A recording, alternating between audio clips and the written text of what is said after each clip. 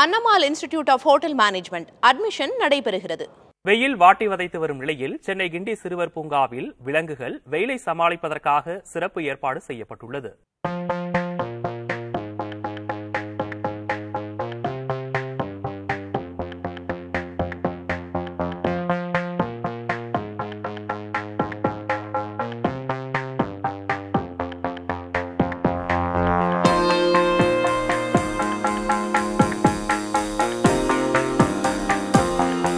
சென்னையில் 40 டிகிரி வெப்பநிலை சுட்டெரித்துக்கிட்டு இருக்க வேளையில் இங்கே இவங்களோ ஜாலியாக நீரோடையில் சூட்டை தணிச்சுக்கிட்டு இருக்காங்க.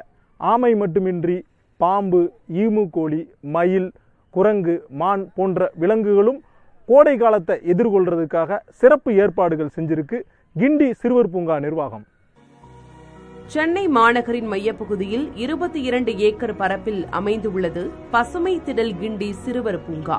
இங்கு பறவைகள், விலங்குகள் என 419 உயிரினங்கள் 32 வகையான கூண்டுகளில் பராமரிக்கப்படுகின்றன. கோடைக்காலம் உச்சத்தில் இருக்கும் நிலையில் கிண்டி சிறுவர் பூங்காவில் பராமரிப்பு பணிகள் தீவிரமடைந்துள்ளன. இங்கு உயிரினங்களுக்கு நீர் வைப்பது, நாள்தோறும் 2 முறை குளிக்க வைப்பது, நீர்ச்சத்து மிகுந்த உணவுகளை கொடுப்பது, விலங்குகளுக்கு நீர்ச்சத்து குறைபாடு ஏற்பட்டால் அதற்கான சிகிச்சை அளிப்பது என கோடைக்கால மேலாண்மை விறுவிறுப்பாக நடைபெற்று வருகிறது. எல்லா மிருகங்களுக்கும் நல்ல உணவுகள், நல்ல தீனி, தண்ணி பராமரிப்பு. இந்த வெய்ய காலத்தில் கோணிக்கு தண்ணி அடிக்கிறோம், ரெண்டாவது உள்ள தண்ணி அடிக்கிறோம், டெய்லி தண்ணி மாற்றணும், டெய்லி அந்த தட்டெல்லாம் கழுவிட்டு நாங்கள் சுத்தம் பண்ணுறோம் ஐயா. மற்ற நாட்களில் நாள் ஒன்றுக்கு சராசரியாக 20,000 லிட்டர் அளவிற்கு தண்ணீர் கிண்டி சிறுவர் பூங்காவில் பயன்படுத்தப்படும் நிலையில் தற்போது 2 மடங்கு கூடுதலாக பயன்படுத்தப்படுவதாக கூறுகிறார் கிண்டி தேசிய பூங்காவின் வன கண்காணிப்பாளர் கலைவேந்தன். குரங்குகள்லாம் எடுத்துக்கிட்டிங்கன்னு பார்த்தீங்கன்னா தர்பூசணி இல்லைன்னா குக்கும்பர் அந்த மாதிரி நம்ம கொடுத்துட்ருக்கோம்.